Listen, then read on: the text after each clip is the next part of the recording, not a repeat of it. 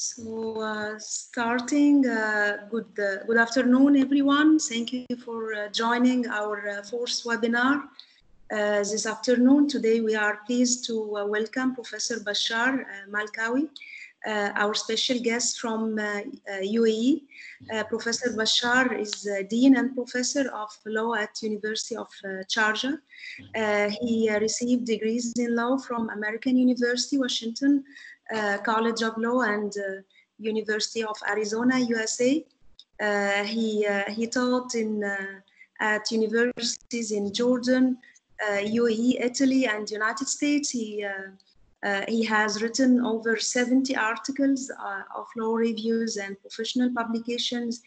He as well author and co-author and chapter contributor on a number of books.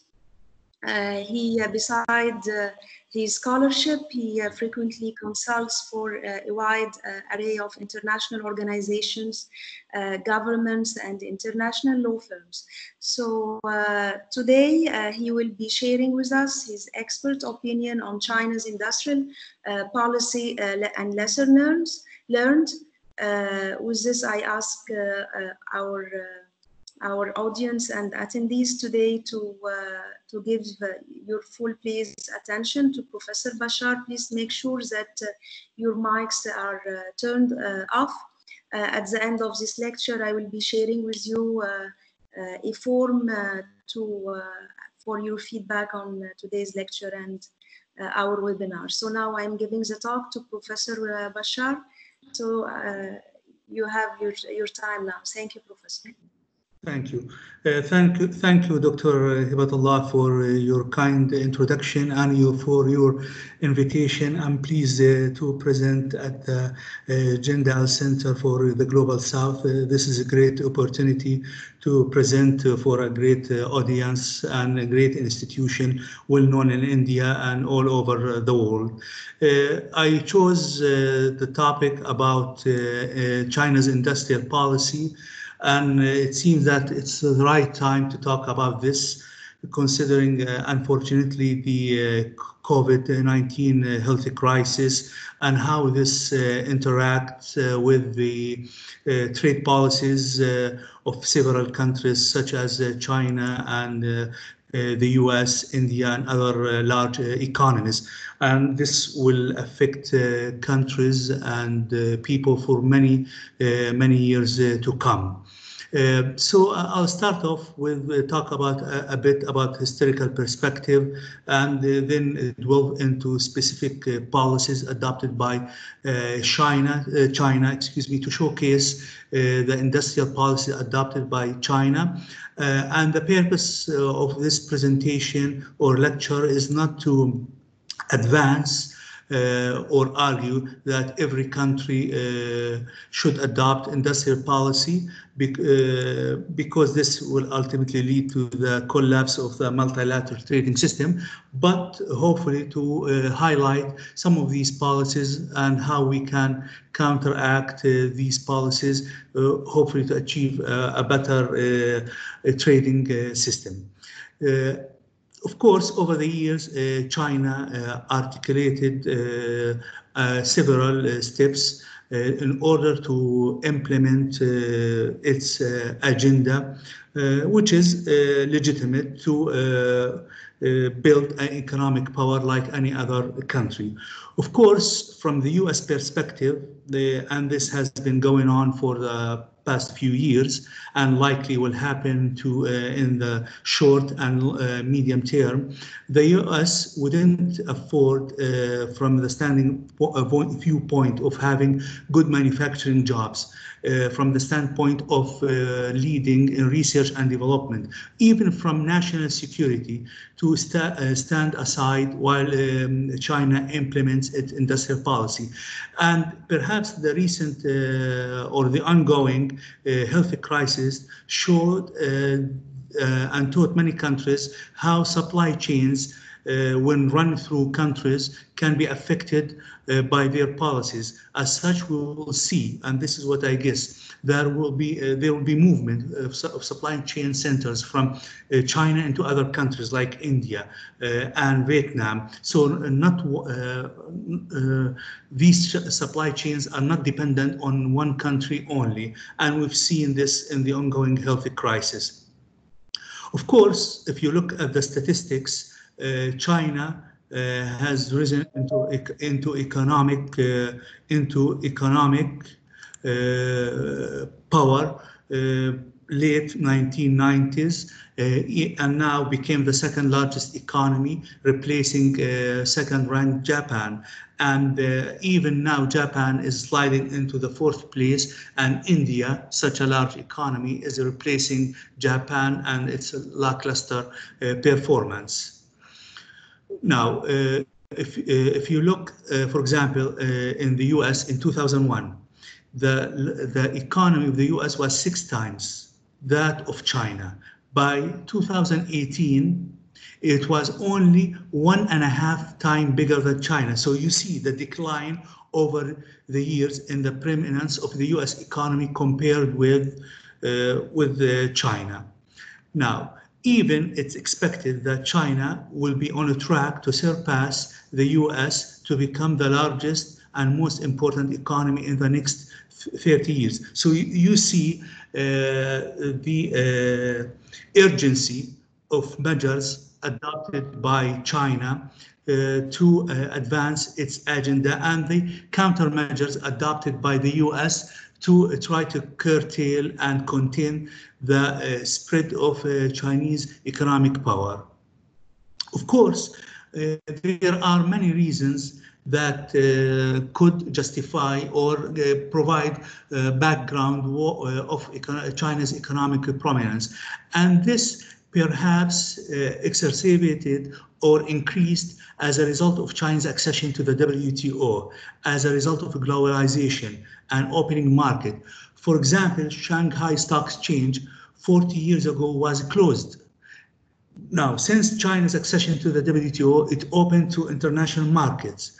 Also, we've seen large investments, huge, tremendous investment by Chinese state-owned enterprises all over the world. So, if we can put into steps how China develop its industrial policy, it starts at the State Council level, where the State Council identifies those industries, those sectors that are economically and strategically important and worthy of government support. After that, the State Council develops a policy document that sets general policy targets for these industries to develop. After that comes the function of the ministries and local governments, who will have to fill in the details with the policies, the types or kinds of support, as well as the targets for these type of sectors or industries. And after that, the local government and the ministries develop the specific measures needed for this particular industry or this particular sector to develop and to engage not only domestic market but globally, and this is important. These measures of support can be in the form of research funding, localization targets, China-specific standards, for example, and industrial espionage. Of course, this is a huge topic and hotly debated regarding this issue. So these are, in general, what I call the China's industrial policy toolbox. There is a process up from the State Council going all the way until the local government.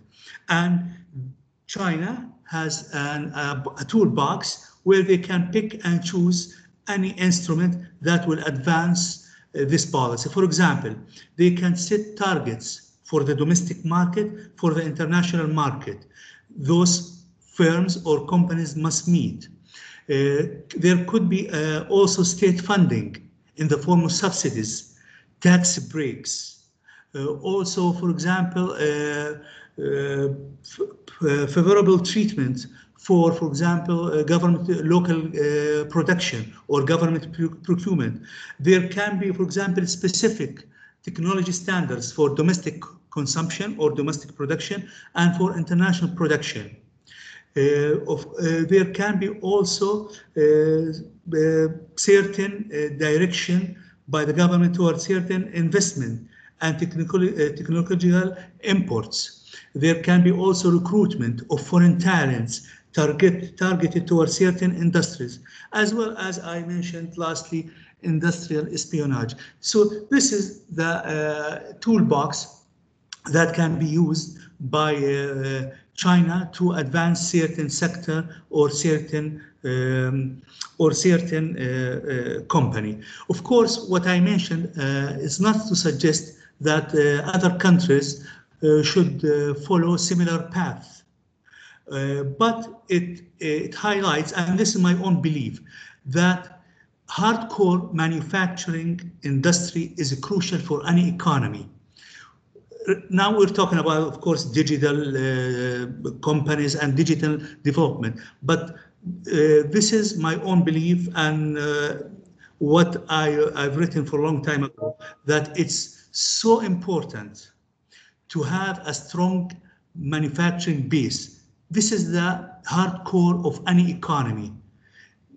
I'm talking about big industries such as airline industry, vehicle manufacturing.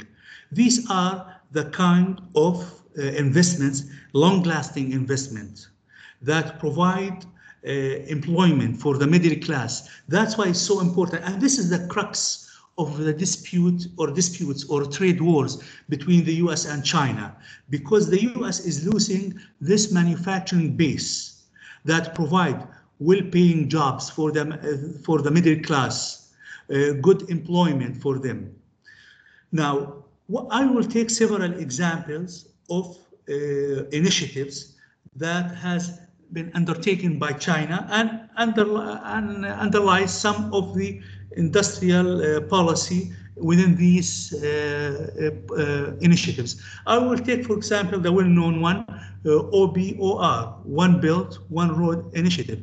It's $1 trillion initiative. The purpose of is through infrastructure projects, through financing, etc., to develop network trading and along Gulf countries in Africa, Europe, and Asia. So all these countries, as labeled by some documents, Chinese coming from the government, so they can be and other sources can fall in within what's called the Chinese orbit.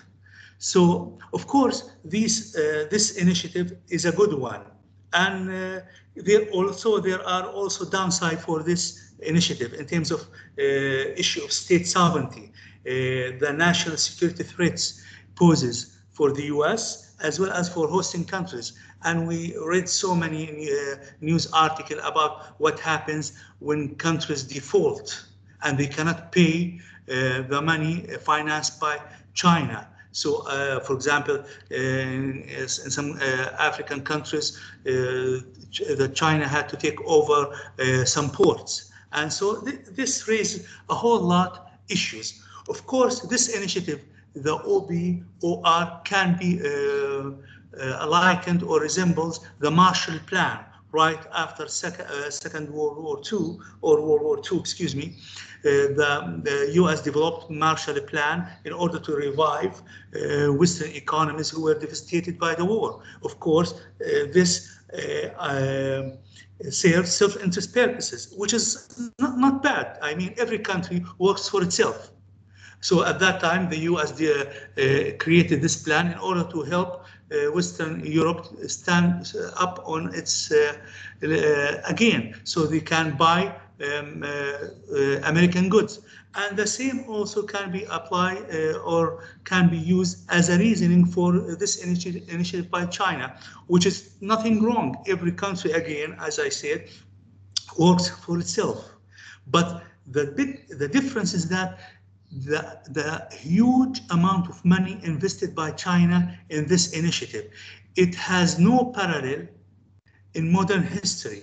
The Marshall Plan, it's 12 times the Marshall Plan by the US at that time. And the way China is implemented this the OBOR initiative is through foreign direct investment in infrastructure projects, direct finance. So the purpose, of course, this involves also cultural exchange. So we're talking about developing China's economic hegemony in Asia, some parts of Europe, in Africa, and in the Middle East. Now, what propelled China to propose and start this initiative?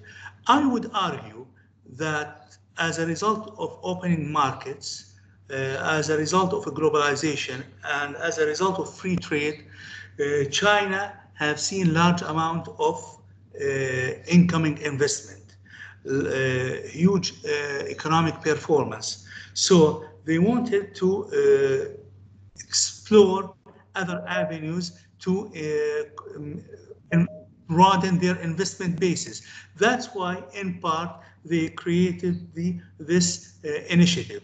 Of course, what adds complexity to this initiative by China compared with the Marshall Plan, that China implements this plan through state-owned enterprises.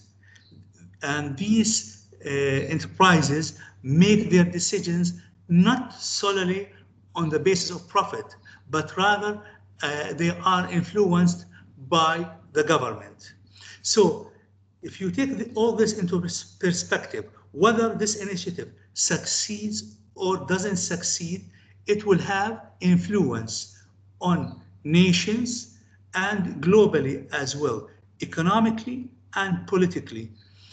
And this will help China achieve its purpose of creating economic superpower that drives away countries from Europe orbits, or Germany's orbit, let's put it this way, and from the US orbit into Chinese orbit, which is fine. I mean, every country works, again, as I said, pursuing its own self-interest.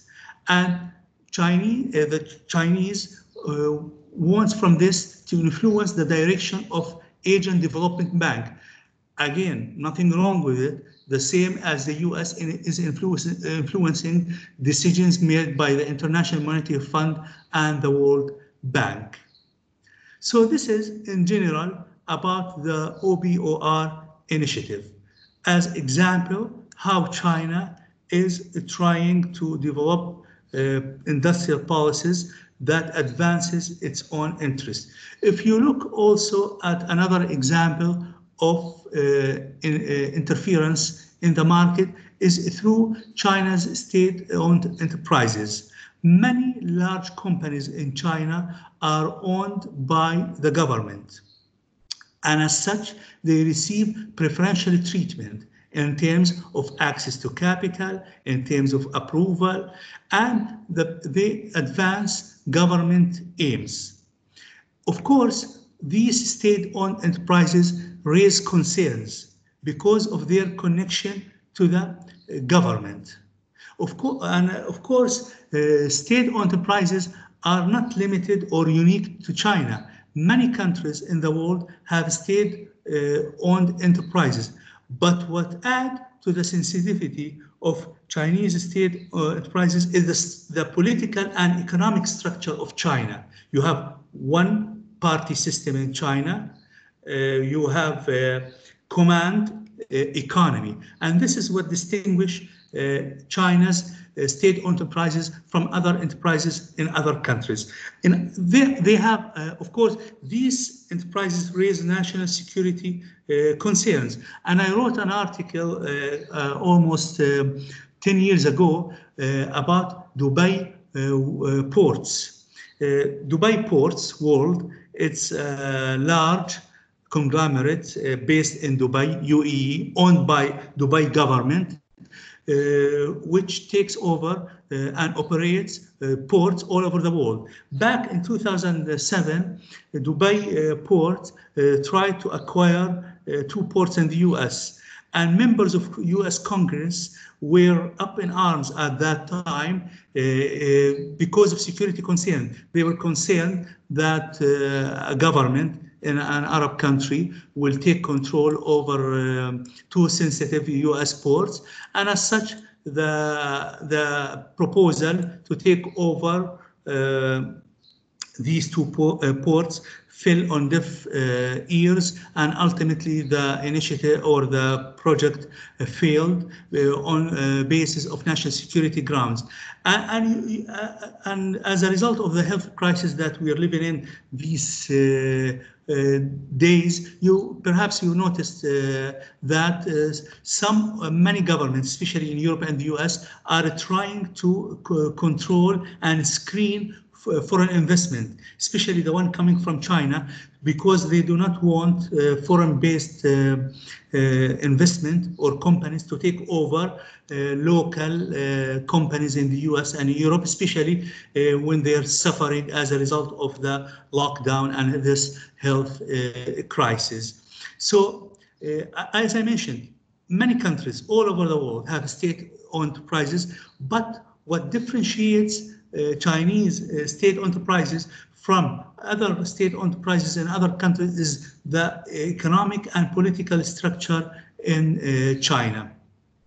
Of course, the US also tries to advance its geopolitical goals, but the distinction between state-owned enterprises in the US that there are few, mostly the private sector, and the private sector in the US is driven only by profit, while in case of China, many large companies are owned by the government.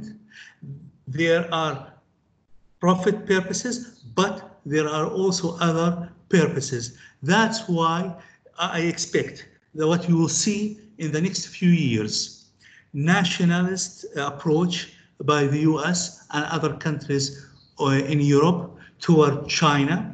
They will adopt industrial policies as well. They will try to shift their production or be dependent on supplies from China to other countries such as India and Vietnam. Now, if you look even at documents produced by China and research, it explicitly states that the purpose of these state enterprises is to implement the decision of the Chinese political party, the Communist Party, to enhance I'm reading a statement, to enhance overall national power, economic and social development, and people's well-being. Again, nothing wrong with it. Every country pursues its own self-interest. But as a result of the current political and economic situation, I think every type of investment will be screened, and many of them will not pass the test. The countries will adopt national policy. Another example of how China is going global, how China is advancing its economic power in competition with the US, with India and other countries, is through, for example, raw material. Now, China has so much investment in Africa in trying to lock up the supply of mineral, such as rare earth metals. And there was a huge case in the WTO about this, because China attempts to lock up minerals in Africa. And if you see how things will go, just give you a historical background.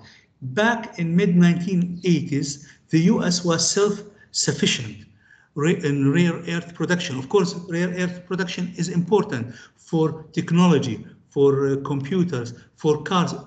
These type of materials go everywhere you can imagine. So back in 1980s, the US was self-sufficient in rare earth production.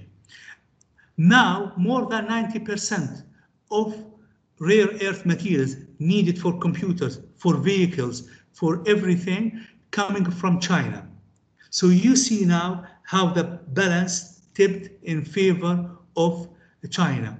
And there was a huge dispute about this area because China imposed export control measures on rare earth materials. And this affected industries in Europe and in the US, and they brought action before the WTO. These, and you can see why they are sensitive, because these materials are critical for the development of electrical cars, aircraft, for batteries, for missiles, for jet engines, for rocket noses. So you imagine that how the US or can be dependent on one supply chain coming from China. Now, China is the world's largest producer of these minerals. And this raised concern by other governments as well. Now, this is another example. So we have now 3 examples of how China is going global, how China is trying to look up certain materials. If you look about the currency manipulation, now many countries run trade deficit with China. Of course, because China is efficient in production, but this is in part as a result of manipulation of the currency. Dr. Hebatallah can help me. I'm not an economist. I wish I studied economics, but unfortunately I didn't. But at some point, if you export more than your import, at some point your currency should appreciate. So there will be at some point for the balance between export and import. But as a result of currency manipulation, you will see now the cost of production and the cost or the selling price for Chinese goods in the international market is cheap compared with, for example, US goods or European goods or Indian goods, etc. So they can have a competitive advantage in the international market. Now, this is one area where you see how China is trying to influence the market and keep its products competitive with other products coming from other countries through manipulation of the currency.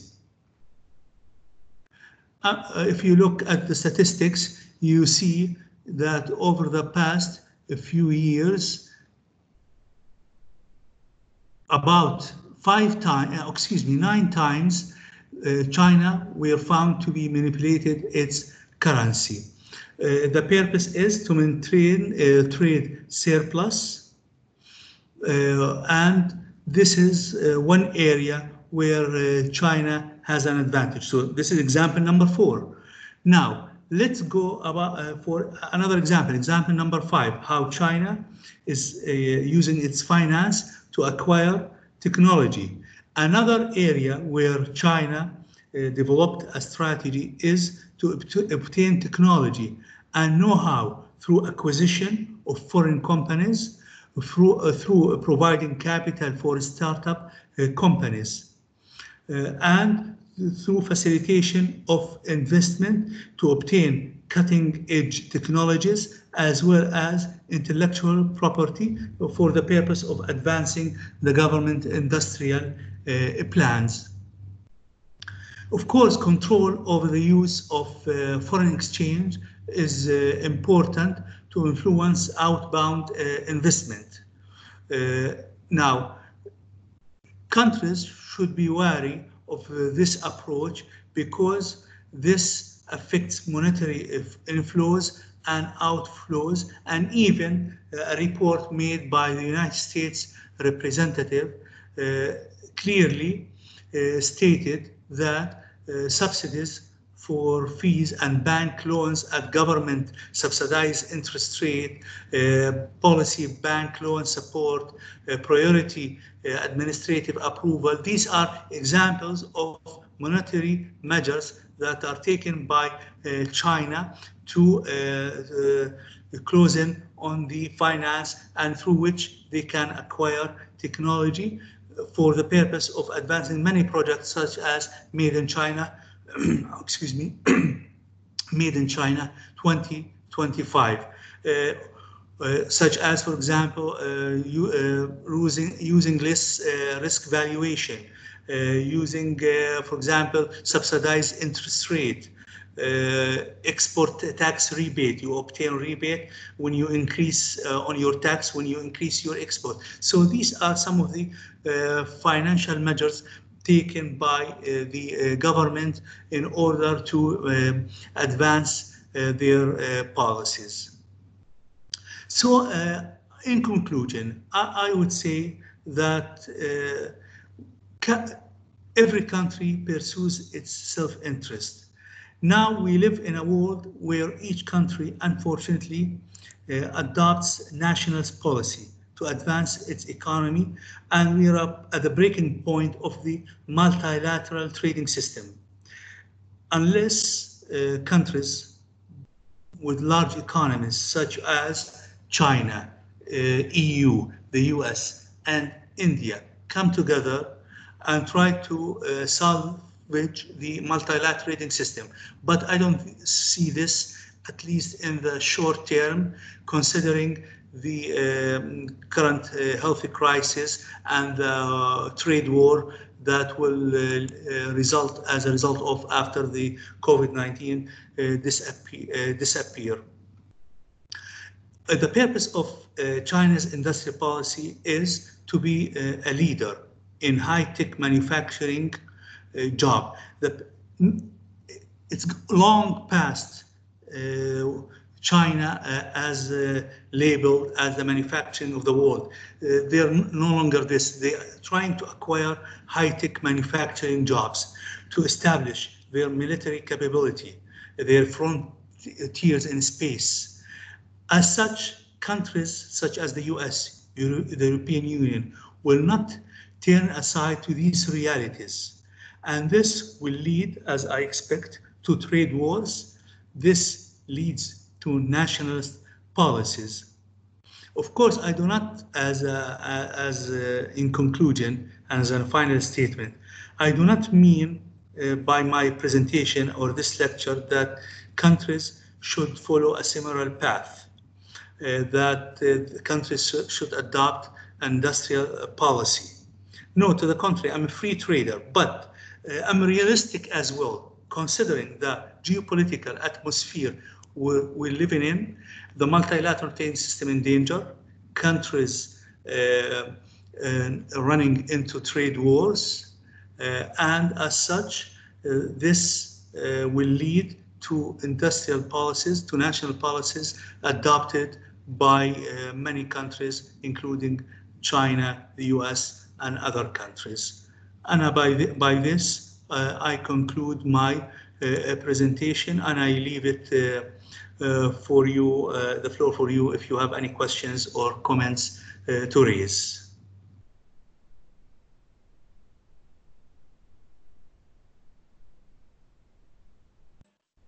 Thank you, Professor Bashar, for your presentation. Now, please, I'm asking our audience to write their questions. So, can you see the chat box, Professor Bashar?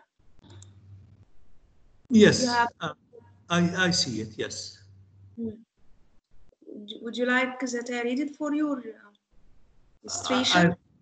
I have seen one comment from Trisha, and the question is, what changes do you foresee in China's industrial policy, given that many companies or states are looking to shift their investment from China to other countries post-COVID? Take Japan, for example. The government proposed a lot of 220 billion yen, or $2 billion US dollars to firm for shifting production back to Japan. I see, in answering this question, I see threat posed to China by the COVID crisis. I see companies leaving China, but not in large numbers, moving to other countries, looking for sustained and stable supply chain in Vietnam, in India. And the reason I'm not optimistic that many countries will leave China in large numbers, because China will provide them with incentives not to leave. You're talking about cheap labor that you cannot compete with in any country in the world. You're talking about also advanced infrastructure, advanced technology that available for companies in China and not available to other countries. I think that if China implemented phase one of the trade deal with the US, where China would buy worth of $200 billion worth of goods from the US, I think the US may not raise issue with China. But if China is not implementing phase one trade agreement with the US in good faith, and as a result of political pressure in a year election, the year 2020, the US will issue onslaught on China. Now, Vietnam, India, and other countries will have to come up with a plan in order to become more accommodating for firms in Europe and the US. So this is what I see. In sum, I see that some companies will leave, but not in large number. There are so much to lose in leaving China, even with so much incentive, such as the case of the government proposed payment of billions of dollars to Japanese firms, because they have so much to lose. They invested for so many years. They have connections, they have the right infrastructure to right away ship their manufacturing base to countries such as India or Vietnam. There is an opportunity, but it's the task of the government in India and in Vietnam to figure out the right time, the right policy to invite these companies in.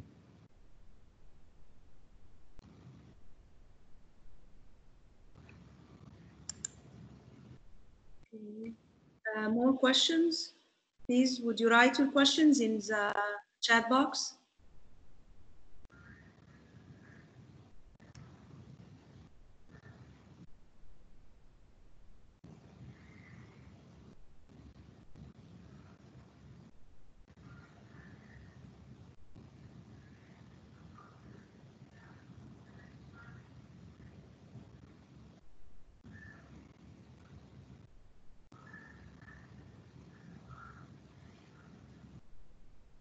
Okay, I see. I'm having a question myself, Professor Bashar.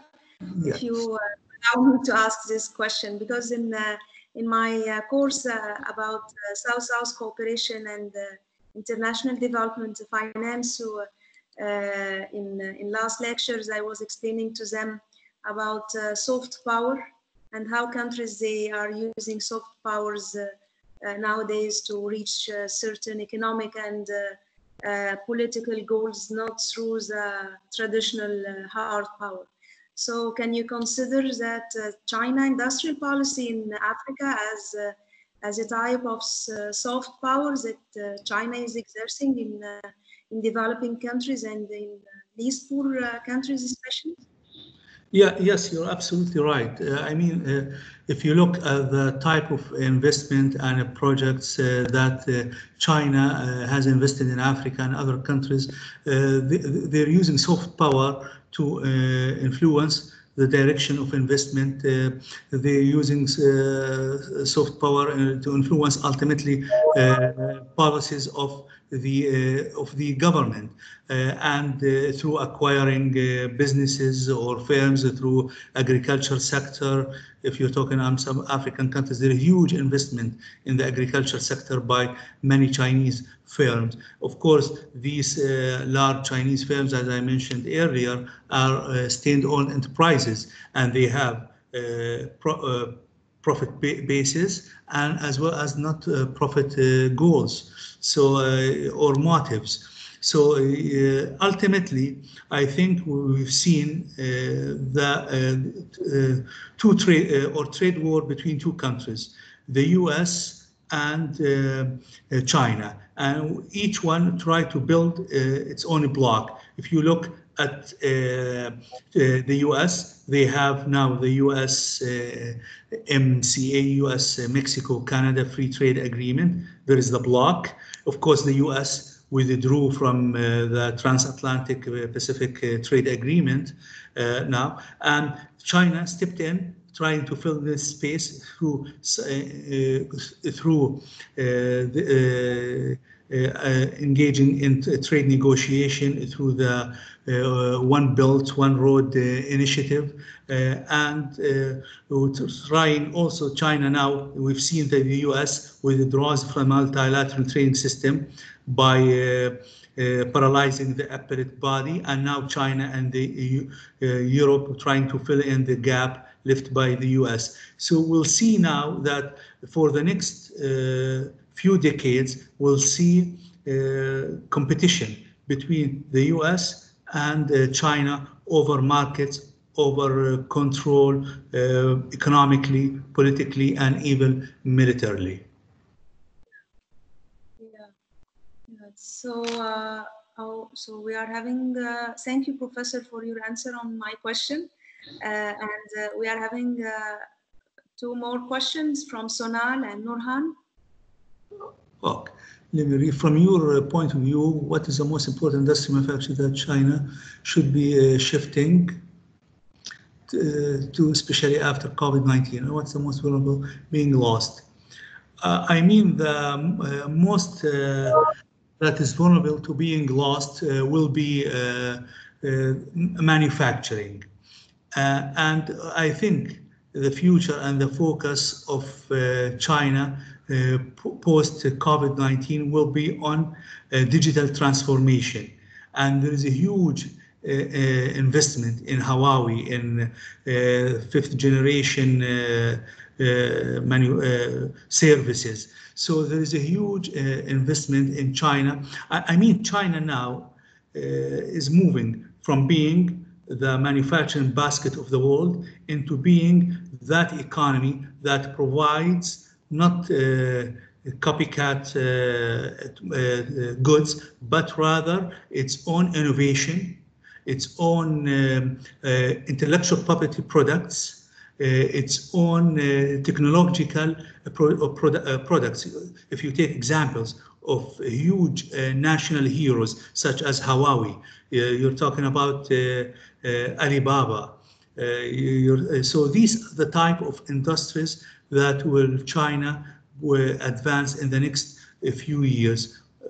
Of course, this will be accelerated as a result of COVID-19. They will not be very worried about losing so much manufacturing base, even though some will move to Vietnam, India, and other countries, because now the focus of China on outbound foreign investment, on creating national heroes such as Huawei, Alibaba, and other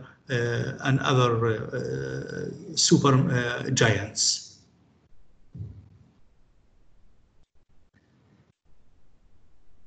So Sonal, we are having question of Sonal. Yes.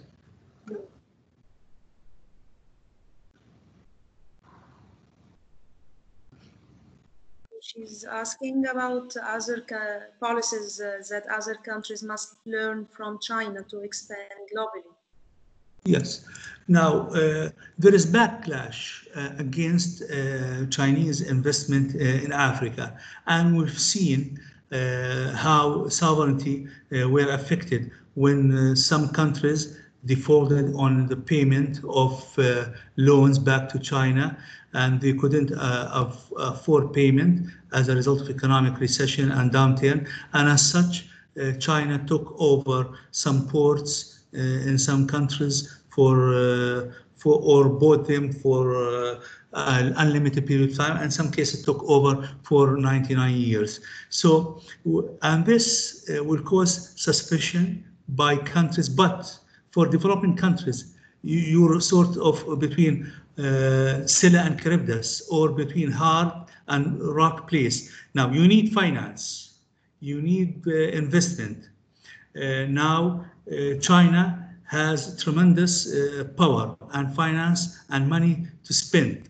So you'll have to balance between welcoming investment and between denying or limiting. I mean, this is from developing countries' perspective. We do not have the liberty and the leverage of the European Union, or in the case of the US, of saying no to a certain investment if we see as a national security threat, or if we see there is risk for local manufacturing, because you need investment. Money is not coming from other countries as supposed to be, and China has troves of billions of dollars to spend. So you have to strike the right balance, but I think from developing countries' perspective, they don't have much leverage, so they will have to be careful in balancing these factors. Yes. One more question from Harihar. He's also asking about the soft power of China.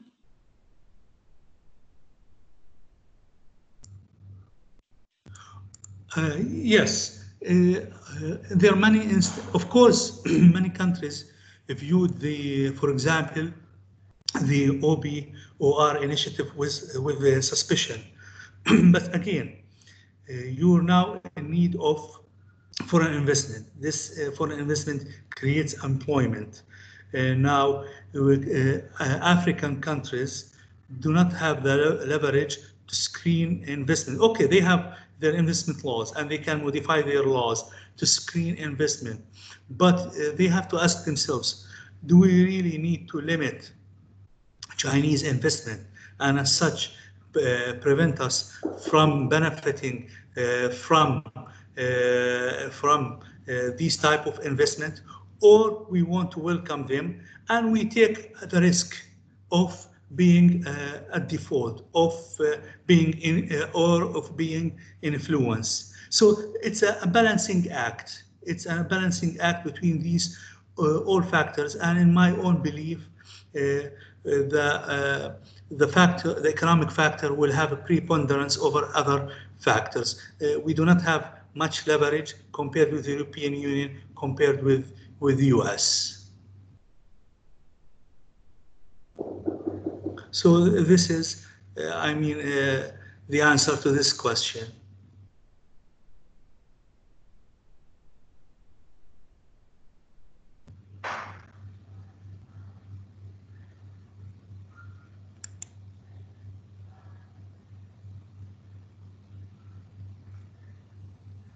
So I think this is there is no more questions. They have written in the chat box. So to end today's webinar, I would like to thank our special guest of honor today, Professor Bashar, for such an enlightenment and insightful presentation he has given on China's industrial policy. I really appreciate sharing with us your critical points of view on this. Nowadays, it is a global concern. Everyone is talking about China, what is going to happen on the international scene, and especially in matter of its industrial policy. So please, we'd like really to thank you, Professor Bashar, and we owe you a special vote of thanks for accepting Jindal Center for the Global South invitation for today. We really appreciate that, and we are always will be looking forward for more insightful and enlightenment lectures with a great personality like you, Professor Bashar. Thank you so much, Dr. Hebatallah, for your kind words, and thanks for the Jindal Center for the Global South for this wonderful opportunity to speak to your audience, and I really enjoyed it very much, and this type of discussion that open horizons, and I hope the opportunity will arise again to meet and perhaps discuss some other topic. Certainly would be delighted to have you always, and it is our honor to have you with us, Professor Bashar. So thank you, Professor, and thank you for our audience, and to our next webinars. Thank you, inshallah. Thank you. Thank you. The honor is mine. Thank you. Bye-bye. Stay safe. Bye-bye. Bye.